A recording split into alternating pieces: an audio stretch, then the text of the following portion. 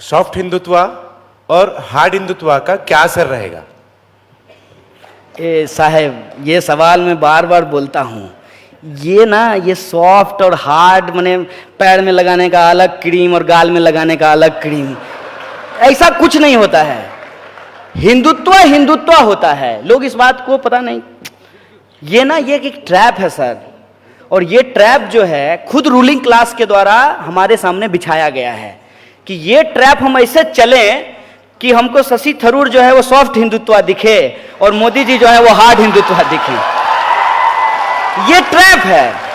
मैं बार बार कहता हूं कि हिंदुत्व का हिंदुइज्म से कोई लेना देना नहीं है।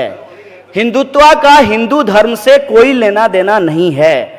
वो सिर्फ और सिर्फ हिंदू धर्म के सिंबल का इस्तेमाल करता है अपने पॉलिटिकल पावर को कैप्चर करने के लिए, और सोसाइटी के भीतर जो इनइक्वालिटी है, जो इकोनॉमिक इनइक्वालिटी है और दूसरे तरीके के जो इनइक्वालिटी है, उसको टिकाए रखने के लिए वो हिंदुइज्म के सिंबल का इस्तेमाल करता है। फॉर एग्जाम्पल मैं आपको बताता हूं, योगी जी जो हैं वो भगवा पहनते हैं। भगवा रंग जो है वो बीड़ों का रंग होता है। 10 आदमी मिल करके गाय के नाम पे किसी के इंसान को पकड़ करके रात के अंधेरे में मार दे, ये बीड़ का नहीं, ये कायर का काम है। ये बात हमको समझना चाहिए।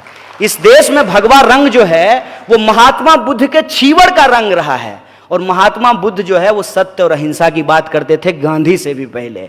इस देश में भगवा रंग जो है वो संभाजी महाराज और साहू जी महाराज का रंग रहा है, वो वीर शिवाजी का रंग रहा है, और ये लोग जो है उस भगवा रंग का इस्तेमाल करके उस सुर्ख रंग की बात जो है वो इस्लाम में भी की गई है। सुर्ख रंग को बहुत ही बेहतरीन रंग माना गया है। इन रंगों और प्रतीकों का इस्तेमाल करते हैं वो अपनी नाकामी छुपाने के लिए। और योगी जी की चर्चा हुई तो एक बात हमको बता दीजिए। ये कहते हैं कि हम राम भक्त हैं। इनकी सच्चाई मैं आपको बताता हूं। ये जिस मठ के महंत हैं उस मठ को नाथ संप्रदाय का मठ कहा जाता है। नाथ संप्रदाय का मठ इस देश का एक ऐसा मठ है जहां नॉन ब्राह्मण महंत होते थे, और उसमें जितने भी नॉन अपर कास्ट लोग हैं वो उसके फॉलोवर होते थे।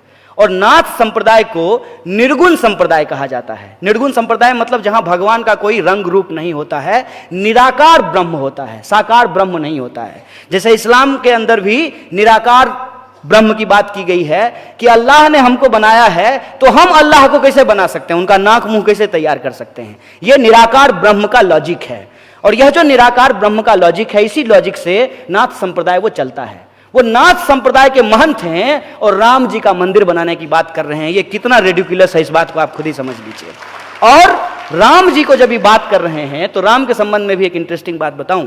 राम जी अपनी सौतेली माता के लिए, अपने सौतेले भाई के लिए राजपाट छोड़ करके अयोध्या से जंगल चले गए, और योगी जी जंगल से, उत्तराखंड से लखनऊ आ गए मुख्यमंत्री बनने के लिए। ये लॉजिक आपको समझना पड़ेगा कि ये सिंबल का इस्तेमाल सिर्फ और सिर्फ जो है लोगों को मारने के लिए, नफरत की खेती करने के लिए, हिंसा फैलाने के लिए करते हैं। गाय के नाम पे जो है ये लोगों को मारते हैं। गाय तो सबके लिए माता है ना, जो भी उसका दूध पी रहा है सबके लिए वो माता है। तो एक बात मुझे बताइए कि आपको माता जी ने टेंडर दिया कि अरे बच्चा हमारी रक्षा करना? टेंडर तो आपको नहीं दिए। क्या भगवान के यहां से आपको एसएमएस आया था कि हिंदू धर्म खतरे में है, हमको बचा लेना? एक बात हमको बताइए कि भगवान हमारी रक्षा करेंगे ना अगर हम भगवान को मानते हैं तो। हिंदू धर्म में अगर हमको भरोसा है तो हमको बताइए, हमारे सारे देवी देवता के हाथ में हथियार है, सबके हाथ में हथियार है, तो रक्षा स्वयं कर लेंगे। किसी के हाथ में गदा है, किसी के हाथ में त्रिशूल है, किसी के हाथ में फरसा है, अपनी रक्षा वो स्वयं कर लेंगे। आपको उसकी रक्षा क्यों करना है? क्योंकि राम के नाम पे चंदा लेकर के 1100 करोड़ का हमको दिल्ली में ऑफिस बनाना है, इसीलिए हम राम का नाम लेते हैं। राम का नाम लेकर के हमको नाथुराम का मंदिर बनाना है, इसलिए हम राम का नाम लेते हैं। ये जो साजिश है, इस साजिश को आप समझिए। सॉफ्ट हिंदुत्व और हार्ड हिंदुत्व कुछ नहीं होता है, ये एक माया जाल है। और ये माया जाल इसलिए क्रिएट किया गया है कि इस माया जाल में आप फंसिए। सांप जो है ना जहरीला होता है, छोटा सांप हो या बड़ा सांप हो, बच्चा सांप हो या बड़ा सांप हो, काट लेगा तो मर जाइएगा। इसमें सॉफ्ट और हार्ड करने का क्या जरूरत है? और इंटरेस्ट, आखिरी बात मैं इस संबंध में बोल दूं कि ये ट्रैप इस तरीके से है कि आपको अटल बिहारी वाजपेयी की तुलना में आडवाणी जी हार्ड दिखेंगे, और आडवाणी जी की तुलना में आपको मोदी जी हार्ड दिखेंगे, और मोदी जी की तुलना में जो आपको योगी जी हार्ड दिखेंगे। अरे ये सब एक ही है, ये सब एक ही है, क्योंकि ये सब गुरु गोलवलकर का चेला है।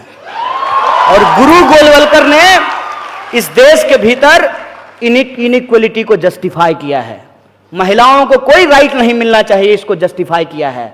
दलितों को सेवा करना चाहिए, इसको जस्टिफाई किया है। इस बात को आप समझिए। इसीलिए इनके विचार मनुस्मृति के विचार हैं, और इनके विचारों को मानने वाले लोग, यहां कंफ्यूज मत होइएगा, वो किसी भी झंडे के नीचे पाए जा सकते हैं।